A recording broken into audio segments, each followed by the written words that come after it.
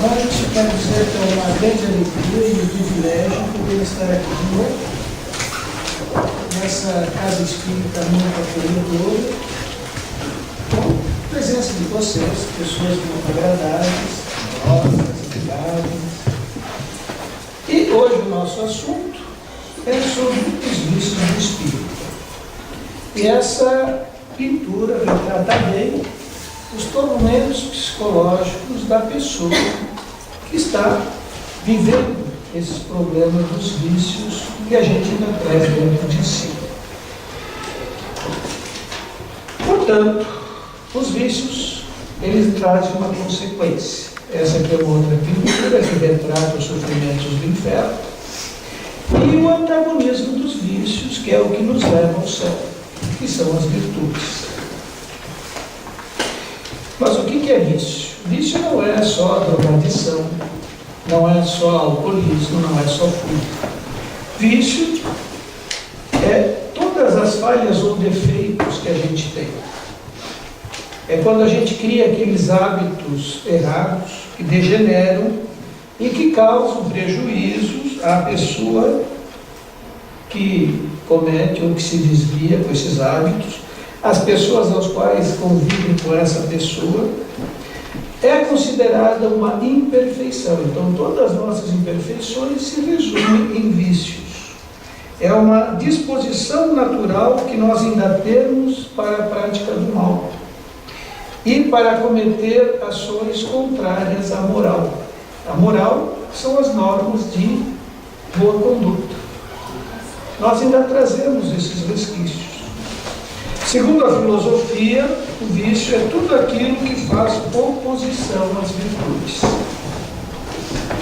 E segundo a doutrina espírita, os vícios são as más tendências que nós ainda guardamos dentro de nós e que resultam das experiências infelizes que a gente traz das vidas anteriores e dessa mesma existência.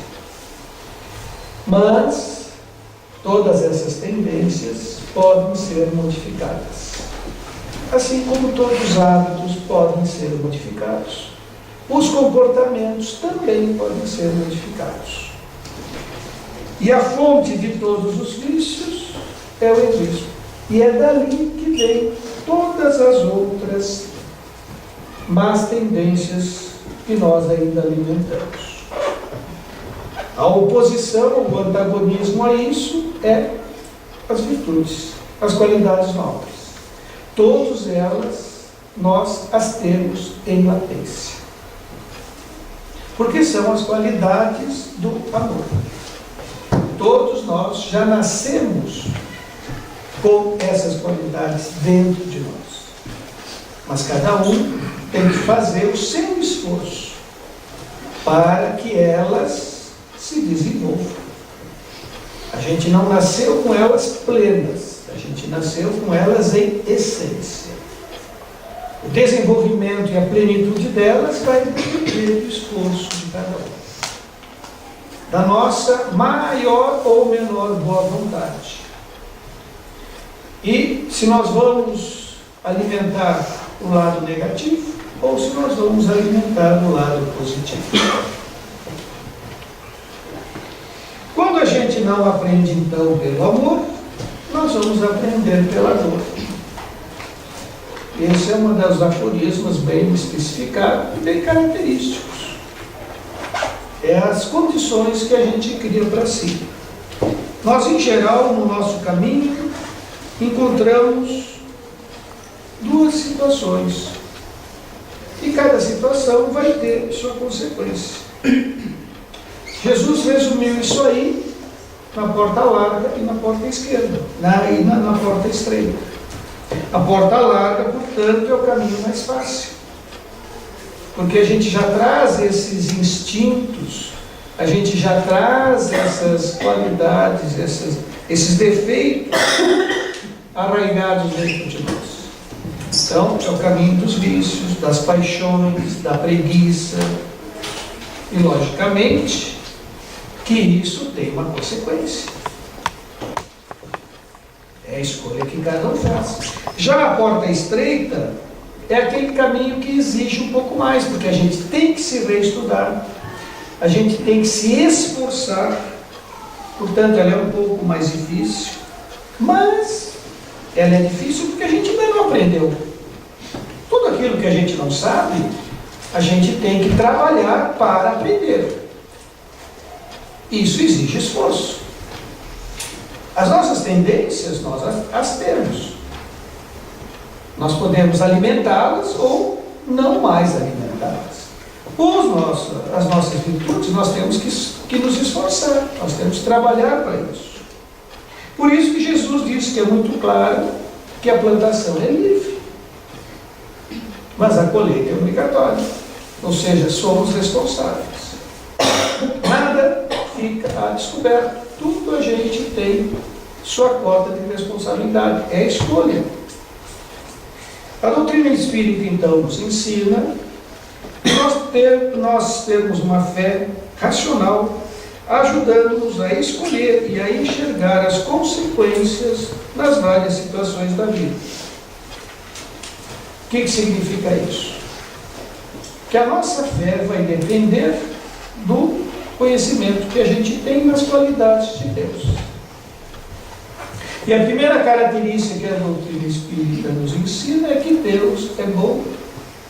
E como já dizia o apóstolo João, Deus é amor.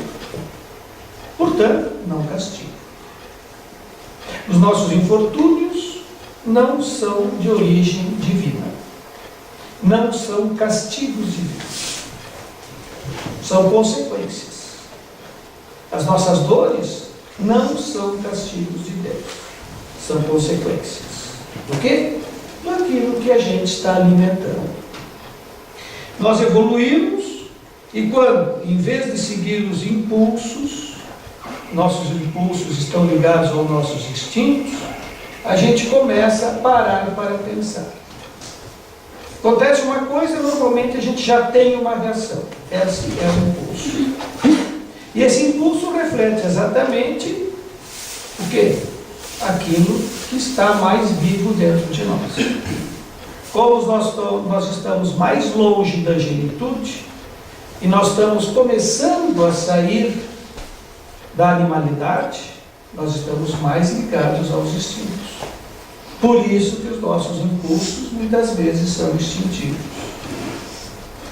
E por isso que se a gente não para pensar, a gente vai dizer coisas que não deve, vai fazer coisas que não deve, e as consequências virão. Agora, se a gente para pensar, nós vamos analisar se aquela palavra que nós vamos usar vai ser boa ou não, se aquela atitude vai ser boa ou não. Por isso que Paulo de Tarso dizia: tudo nos é permitido, mas nem tudo me convém. Por quê? Por causa da consequência, por causa do resultado. Até os pensamentos têm suas consequências, porque aquilo que a gente pensa, a gente atrai. Se nós pensamos coisas elevadas, nós atraímos os bons espíritos, os espíritos amorosos. E se nós pensamos coisas ruins, quem nós vamos atrair? Consequências, os espíritos inferiores, os afins, os sofredores, os infelizes, os malfazejos, os viciados e assim por diante. Então, como é que nós podemos fazer esse julgamento de valores? O que seria o melhor para nós? Então, nós vamos estudar, vamos aprender as leis morais, vamos aprender aquilo que Jesus ensinou, e quando a gente tiver a dúvida, qual é a grande pergunta? O que Jesus faria? Quem é o nosso modelo? Quem veio nos ensinar as leis morais? Quem veio nos demonstrar como é que a gente deveria ser? Jesus. Nas nossas dificuldades, quem é o modelo que nós devemos analisar? Jesus. Não são os falsos profetas que estão por aí. Ele disse: virão os falsos profetas. Mas cuidado, porque eles enganarão a muitos E assim como os cegos, guiando os cegos, vão todos cair no fundo do poço. Não é? Então, falsos profetas têm a chover por aí. Nós é que temos que ter o bom senso de analisar bem o que eles estão nos inspirando. Quais as ideias que eles estão nos estimulando. E aí vem aquela pergunta: será que Jesus faria isso? Será que Jesus iria agir dessa maneira? Essa seria a atitude dele? Onde é que nós vamos encontrar essa resposta? No Evangelho. Então, nesse Evangelho, tem todas as informações. Além do mais, o Evangelho segundo o Espiritismo ainda tem as complementações, as explicações daquilo que Jesus quis dizer. É ali a base para a nossa formação moral.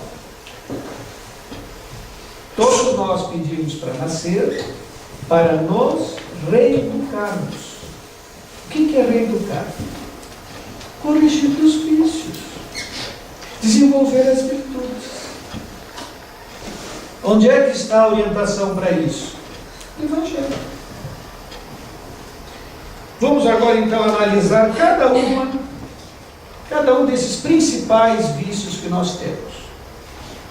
O primeiro deles, que é o nosso mais conhecido, que é o orgulho. O que é o orgulho? O orgulho é o nosso maior defeito. É o mais difícil de ser combatido. Deles estão ligados todos os outros. Tanto que os espíritos superiores dizem que é o último a ser eliminado. O último defeito nosso que nós vamos conseguir dominar é o orgulho. Ele nos traz essa falsa ideia de que nós somos os superiores, nós somos os pais, nós somos o cara, né? Nós somos superiores a Deus. E isso nos dificulta muito o nosso aprendizado, nossos relacionamentos. E desse orgulho, o que acontece? Muitas coisas, muitas guerras já aconteceram. O orgulho racial. A Alemanha não fez uma guerra, os islâmicos não vivem guerreando, os judeus não disputam. Tem orgulho. Ainda não aprenderam a essência. E nós temos até o orgulho de sermos caridosos. Existe o orgulho de ser espírita. Existe. Porque a pessoa ainda não aprendeu a assumir a essência.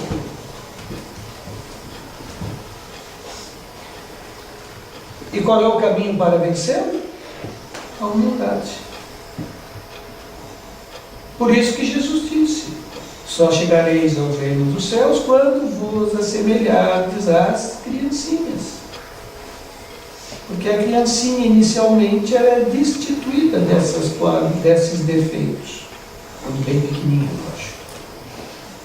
Depois, à medida que o tempo cresce, ela vai botando para fora os mesmos defeitos que nós temos. E, portanto, um exercício para nós desenvolvermos essa humildade é nós procurarmos em nós aquilo que nós enxergamos de defeito nos outros. É efeito espelho. Nós costumamos olhar as pessoas e analisá-las conforme a maneira que elas agem, que elas conversam, que elas atuam. Nós estamos criticando, nós estamos avaliando cada uma delas. E ao avaliar cada uma delas, nós estamos procurando não só as qualidades, mas os defeitos. E a gente tem uma mania ruim de procurar primeiro os defeitos, depois as qualidades. Agora, quando a gente começa a procurar e achar os defeitos, o que nós estamos enxergando? Os nossos defeitos refletidos nessas pessoas. Só que a gente não se dá conta disso. Então, por isso que é bom essa convivência com a família, com os vizinhos, com os amigos, que é exatamente para a gente se autoanalisar, se autoconhecer. Sócrates já ensinava na época dele, na antiga Grécia, conhece-te a ti mesmo. Como é que nós vamos crescer? Só se a gente se conhecer. Como é que a gente vai se conhecer? Se analisando. Nós não precisamos ir no psiquiatra, no psicólogo para saber o que a gente faz errado. É só a gente parar de ter medo de si próprio e fazer aquilo que a Joana de Ângeles diz. Você se olha, identifica dentro de si quais são os seus defeitos, não tenha medo deles, porque eles são as causas dos sofrimentos. Escreva-os todos, faça uma lista, normalmente a lista é grande, e não vai ser diferente um do outro, porque todos nós temos os mesmos defeitos. E depois comece a trabalhar isso no sentido inverso. Procure as virtudes. Um outro grande problema nosso ainda é a ganância. A pessoa que é avarenta, o apego ao poder, que é o desejo desordenado aos bens do mundo. Os bens do mundo existem para a gente suprir as necessidades, mas não para a gente se apegar a eles. E quando a gente se apega demais às coisas, nós ficamos escravizados nas coisas. Porque nós não vamos levar elas vão ficar aqui. Lutamos para adquirir coisas e mais coisas, não ficamos felizes, continuamos lutando para adquirir mais coisas e mais coisas e não levamos nada. Tudo fica aí. Então temos que pensar bem até que ponto, o que nós precisamos, quais são as necessidades. Será que precisamos ter o celular do último tipo? Será que temos que andar de Lamborghini, Ferrari? Não serve um Fiat, um Fuca? Não serve um Golzinho? Bem, procure aquilo que você precisa para o seu dia a dia. O resto é supérfluo. Como é que nós vamos superar essa avareza? Com a generosidade. Ser generoso. Que é procurar se despojar dos bens materiais, compartilhando com os outros que necessitam. Tanto que existe uma recomendação na medicina e na psicologia, que quando a gente começa a chegar na minha idade para cima, já tem que começar a se despojar das coisas. A gente começa a ver o que tem lá de mundaréu de coisa guardada, dá um culpanho. E aí? Não vou levar nada daquilo. Quem é que vai ter que depois lidar com aquilo? Os que ficam. Então já começa a te libertar, começa, quando a gente é mais novo, não ficar guardando coisa. Por quê? Porque a gente não leva, usa o que precisa, e o resto, distribui, doa. Mas não doa aquilo que não presta, o que não presta vai estar fora. Doa aquilo que presta, que alguém pode usar.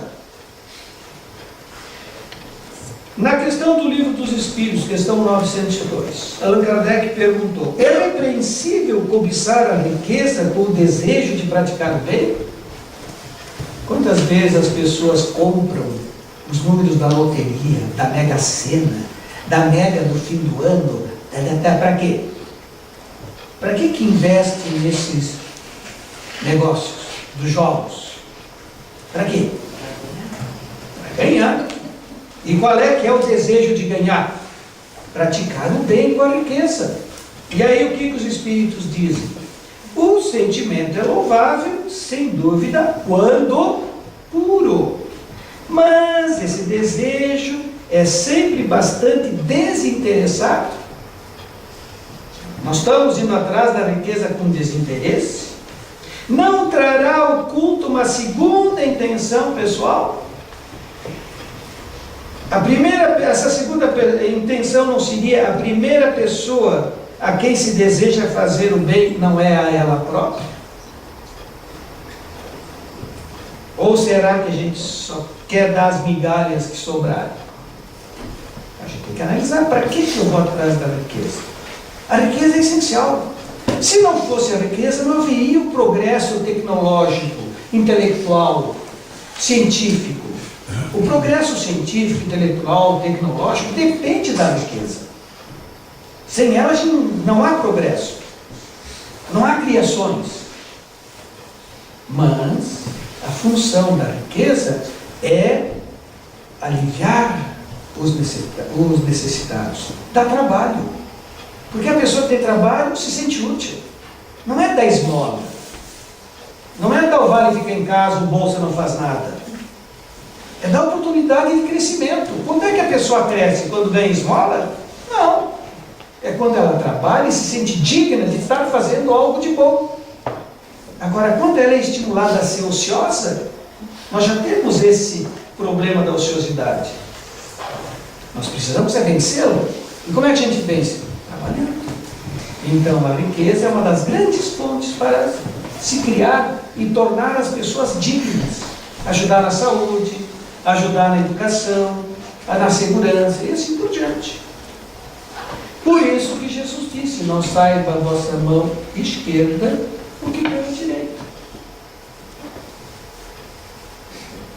Cada coisa que ele ensina é para alguma coisa. Hoje em dia nós estamos vivendo isso. O problema da luxúria, da gula, da sexolatria, das drogas.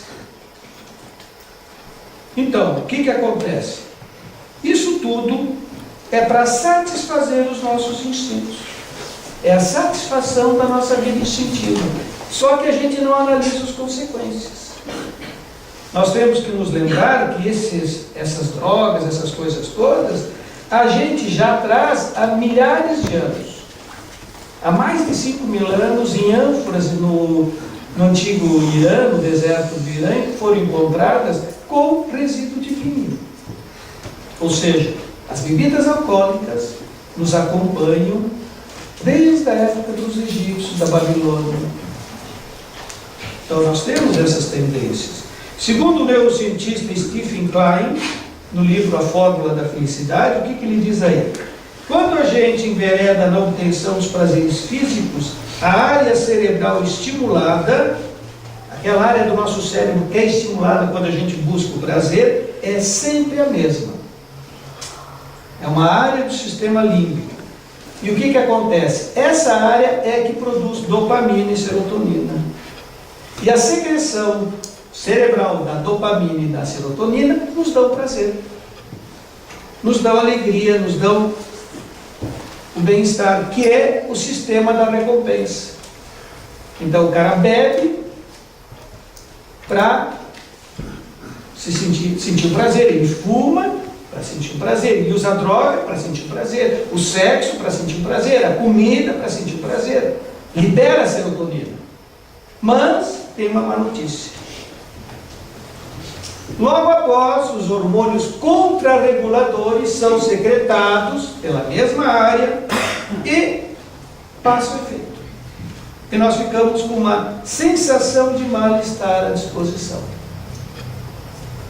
Então aqui nós temos o cérebro normal, uma ressonância, com aquela área vermelha, os níveis de dopamina.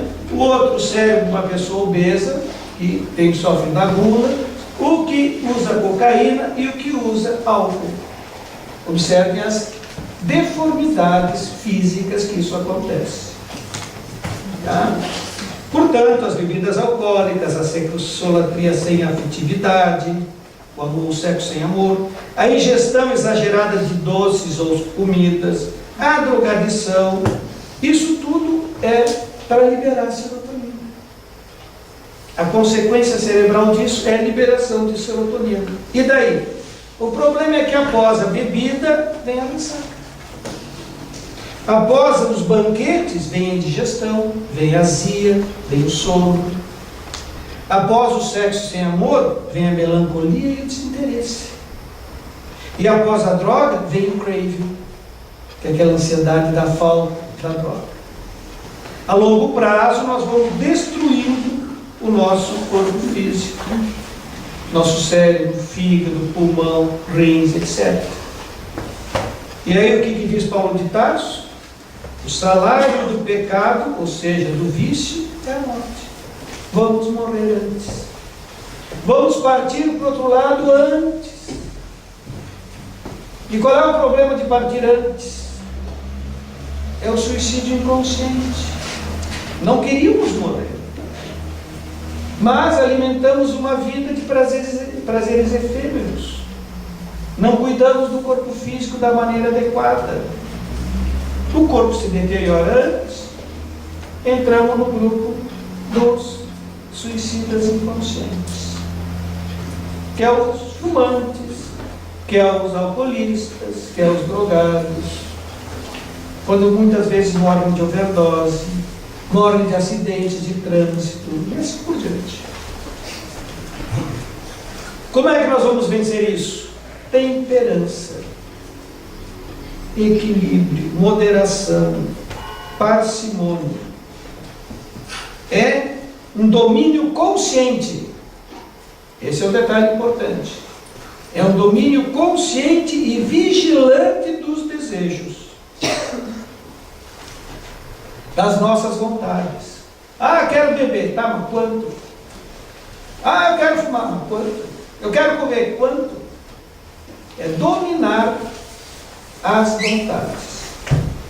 É a qualidade ou virtude de quem atua comedidamente, com prudência, sem a prática de exageros. Ter temperança é ter controle sobre as paixões. É ter sobriedade em suas atitudes e decisões. É evitar os excessos em seus apetites, seus desejos e suas vontades. Buda já dizia que o problema do ser humano eram os desejos. O ser humano se cai, descamba por causa dos desejos irrefreados. E como é que a gente faz isso? Disciplina.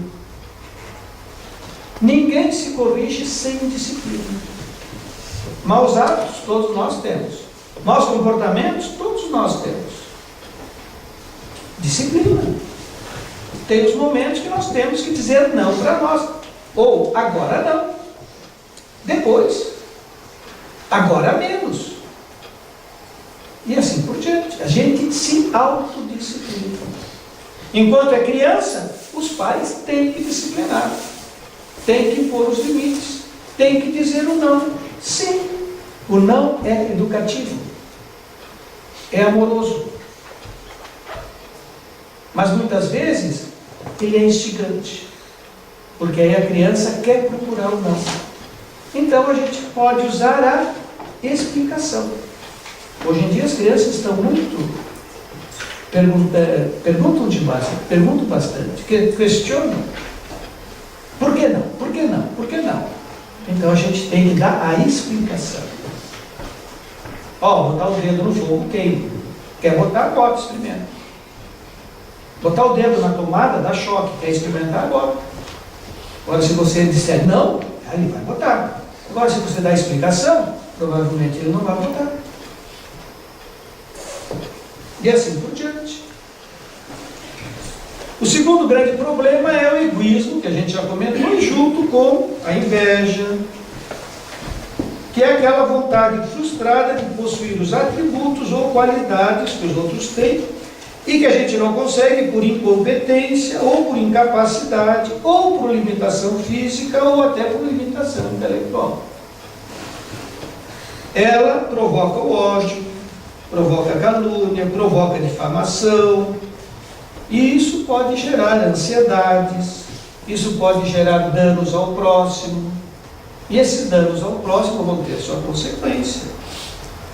A doutrina espírita, como já tinha dito, é a fonte de todos os males. Por isso que a gente tem que se cuidar. A gente tem que parar e se analisar. Será que eu estou querendo tudo só para mim? Primeiro eu, depois os outros? E se nós só pensarmos no lado material, pode ficar certo. Nós vamos estar cada vez mais alimentando o egoísmo. Porque a materialidade está diretamente relacionada ao egoísmo. É o nosso grande estimulador do egoísmo, o ter. E a gente esquece de ser. Porque nós não vamos ter. Nós vamos sair daqui sem ter. Nós vamos sair daqui sendo ou bons, ou melhores, ou piores, ou ruins. gente é. Por isso, Shakespeare disse, ser ou não ser. Desenvolver as qualidades nobres ou não desenvolver.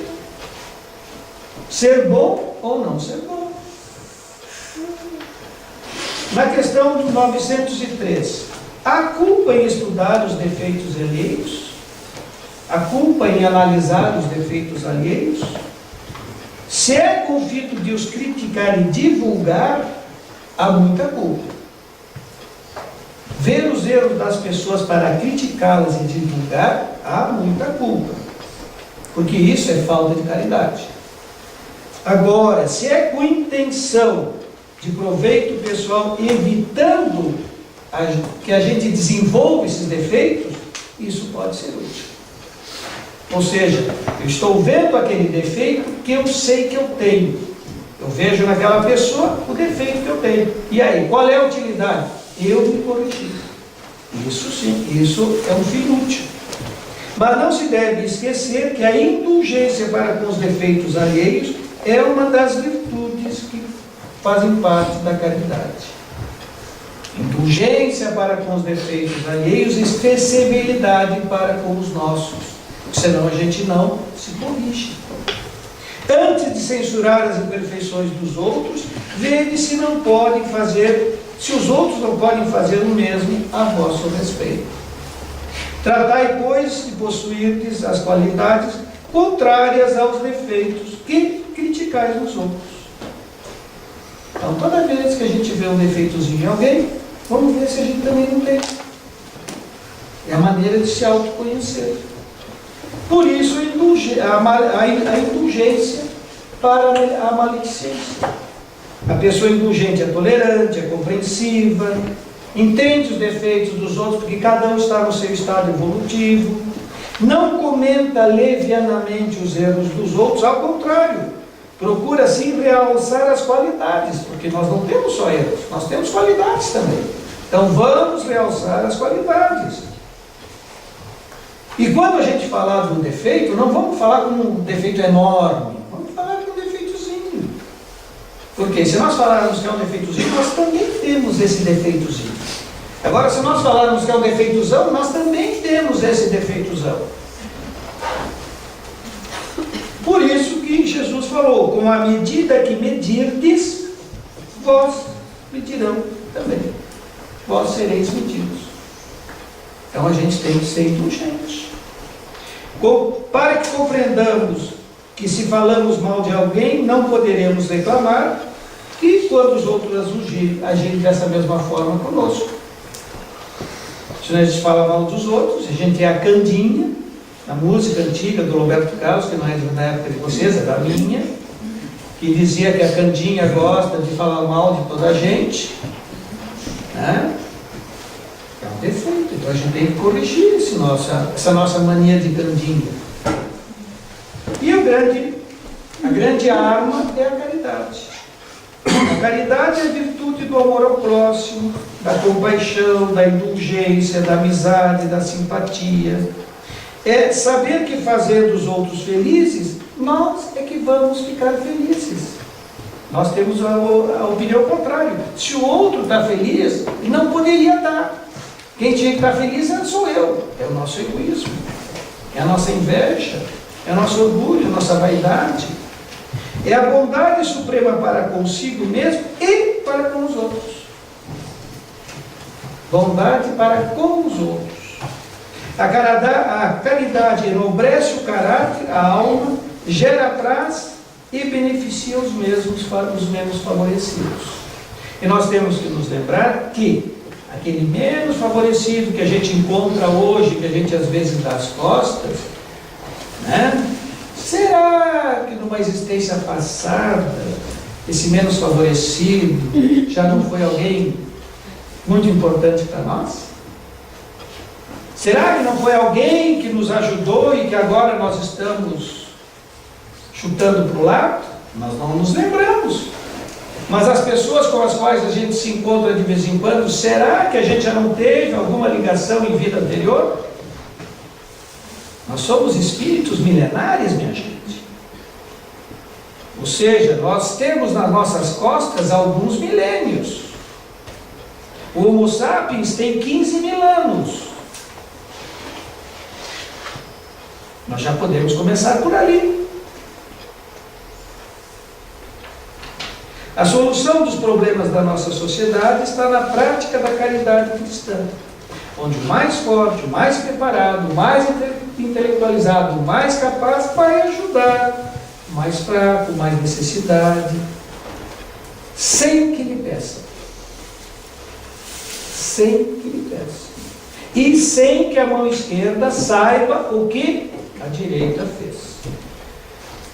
Por isso que o apóstolo Pedro disse que para cada ato de bondade pagamos uma multidão de pecados.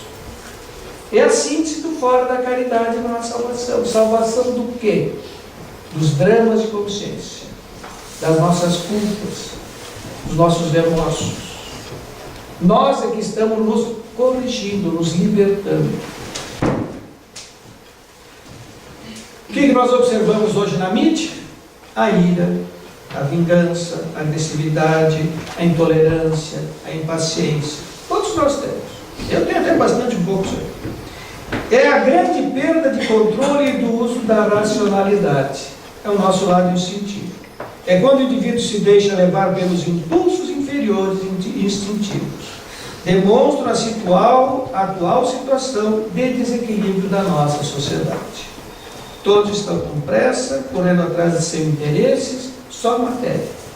Mas nós temos que nos lembrar que, no outro lado, não tem nada disso. Se alguém ou algo atrapalha as pessoas, elas se descontrolam e se agridem de uma maneira lamentável. Esses descontroles só trazem consequências também espirituais. Uma é o drama de consciência, outra é as entidades espirituais ruins, negativas, viciosas, malfazejas, e vão ficar grudadinhas em nós que nem parasitas, nos estimulando a que a gente faça cada vez pior. Toda vez que a gente pensar uma coisa ruim, pode ficar certo que nós teremos um grupinho de entidades ruins, felizes, a nos estimular. Toda vez que a gente pensar numa coisa boa e fazer o bem, nós teremos um grupinho grande de entidades amorosas, carinhosas, a nos estimular e proteger. Mas a escolha é individual. A virtude é a paciência. Temos que ter paciência para com os outros. É aquela harmonia interior para não perder a calma diante das adversidades. É a tranquilidade e a calma perante os obstáculos ou as coisas que nos afetam, que nos atingem. Iremos dessa maneira cultivar uma vida mais saudável, tanto no campo espiritual como no físico. Quem tem paciência, a gente para pensar. Será que essa atitude que eu vou fazer vai ser boa? Resistência às influências externas e moderação da própria vontade. Se a gente não modera a vontade, a gente já age por impulso. E nem sempre o impulso vai ser a melhor opção. Normalmente é a pior. Consiste basicamente na tolerância a erros e a fatos indesejados. É a capacidade de suportar os incômodos e dificuldades de toda hora, em qualquer hora e em qualquer lugar.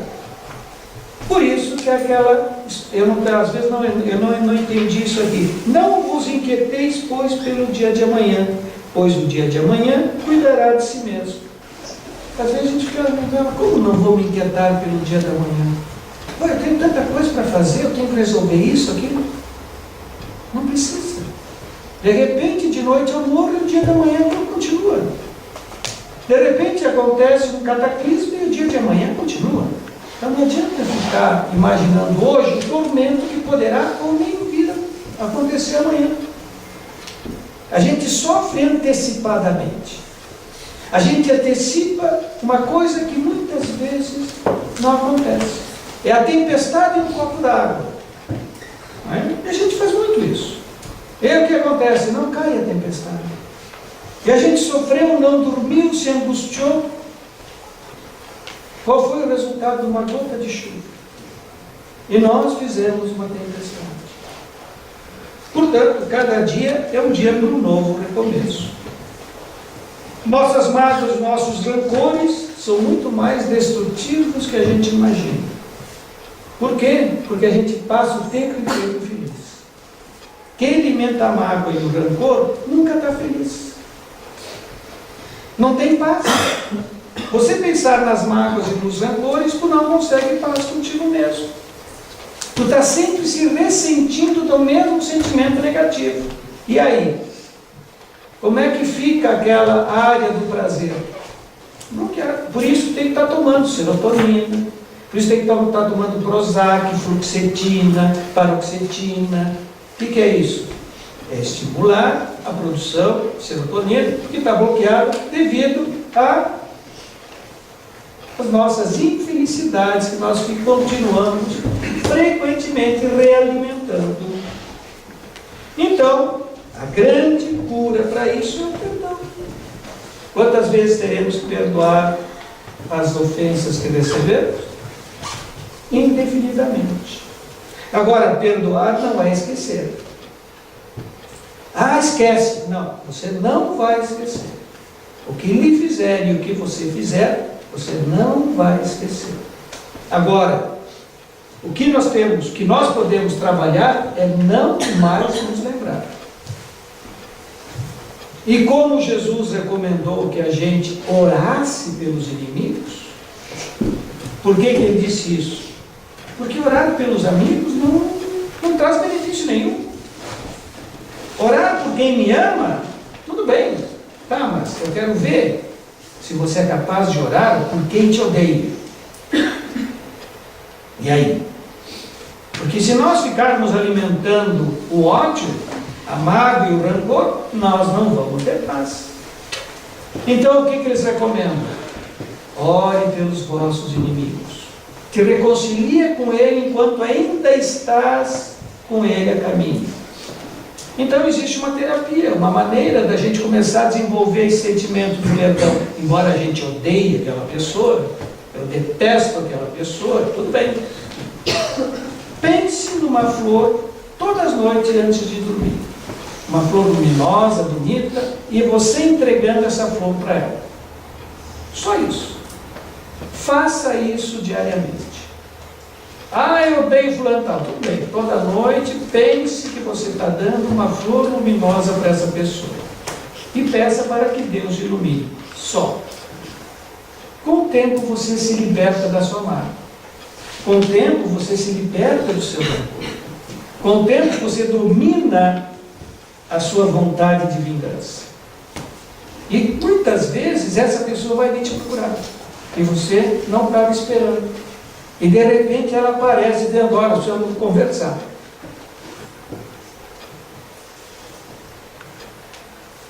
Então a gente quer se libertar? Comece.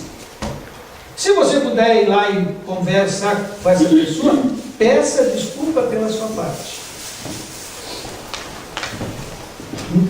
Nunca tem um só culpado. Se existe envolvimento de mais pessoas, cada um tem sua parcela de culpa. E aí, peça desculpa pela sua parte. Se a pessoa não quer aceitar, o problema não é mais seu.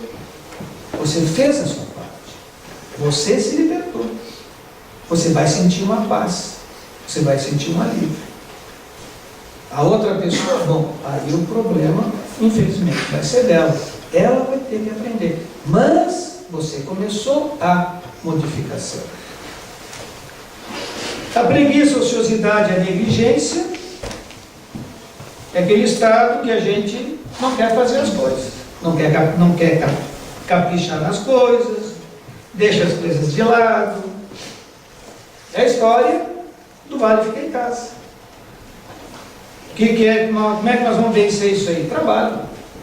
Trabalho é atividade útil. Toda atividade útil nos deixa dignos. Nós queremos ser dignos, nós queremos ter dignidade, então nós temos que ter atividade. Não importa em quê. Até trabalho voluntário, qualquer coisa, tudo é atividade útil.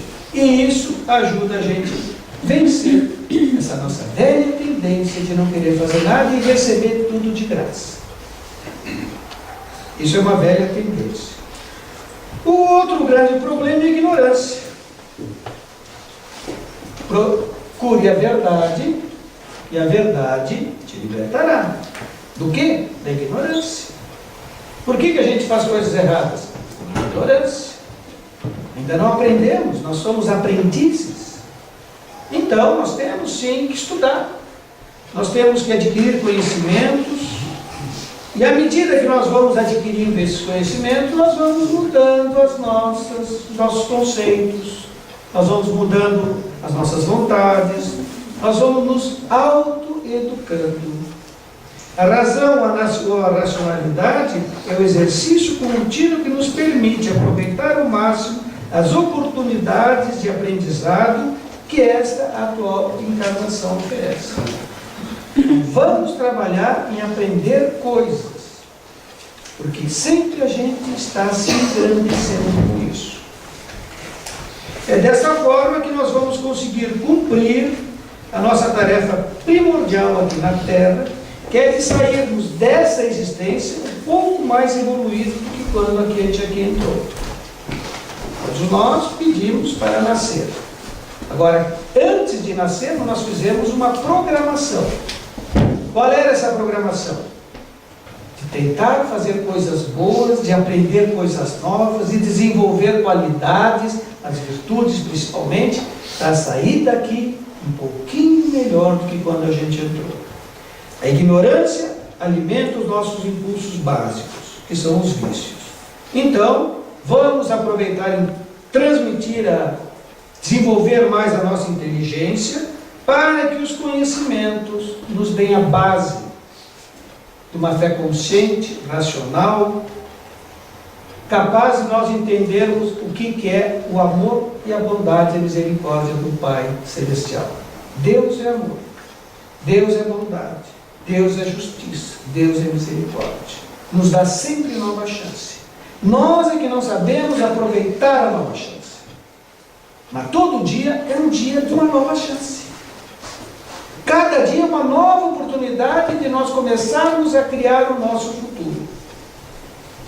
Cada dia é um dia para uma nova plantação. A gente sempre vai colher o que plantou. Hoje nós colhemos o passado, mas estamos plantando o futuro. Esse é o detalhe. Nós colhemos o passado, mas estamos plantando o futuro. Então, plantamos as ervas daninhas? Sim. Tudo bem. Por quê? Por ignorância. Vamos estudar, vamos aprender e o que a gente pode fazer de agora em diante? Mude a implantação. Haja diferente. Te comporte diferente. Analise as vontades. Tudo me convém, mas nem tudo, tudo me é permitido, mas nem tudo me convém. É isso que nós temos que analisar. Qual vai ser as consequências?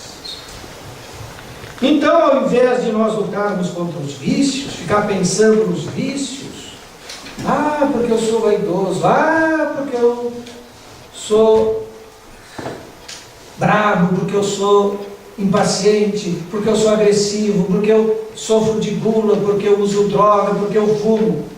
Isso você já sabe. Isso já está definido. E aí? Trabalhe a virtude. Pense na virtude. A virtude é que vai vencer o vício. Se nós alimentarmos as virtudes, os vícios vão gradativamente desaparecendo. Eles vão perdendo força. Então vamos pensar mais na virtude e menos nos vícios. Jason de Camargo, no livro Educação dos Sentimentos, sugere que cada um procure dentro de si seus defeitos e escolha uma virtude antagônica. Pense naquela virtude todos os dias, de manhã, de tarde e de noite. Você está alimentando para o seu cérebro um pensamento numa coisa muito importante das tuas qualidades. Gradativamente, isso começa a se tornar vivo. Quando a gente vai dizer alguma coisa, a gente se lembra, mas eu tenho que ter paciência. Mas eu tenho que ser bondoso. Bah, mas eu tenho que ser mais disciplinado. E a gente se para e pensa. Esses nossos vícios vão sempre a trazer essas nossas entidades junto conosco. Por isso que nós temos que associar a isso o horário vigiante. Queremos nos libertar? Sim. Vamos fazer a nossa parte. Mas não vamos esquecer que Deus é amor. E se a gente pede, seremos atendidos. Tudo aquilo que pedirdes na prece, sereis atendidos. Está bem claro isso. Mas nós temos que fazer para merecer. Não adianta só orar, orar, orar e não arregaçar as mangas. E não ter atitude. O padre Jerônimo já dizia, o inferno está cheio das boas intenções. Tinha intenção, mas não fez. Faça, comece. Peça e comece. As boas entidades vão vir ao seu auxílio. Os seus protetores vão vir aos seus auxílios. E vigiai o quê? Vigiai os desejos. Então, com isso, nós vamos poder trabalhar mais intensamente a nossa libertação das nossas culpas e mágoas.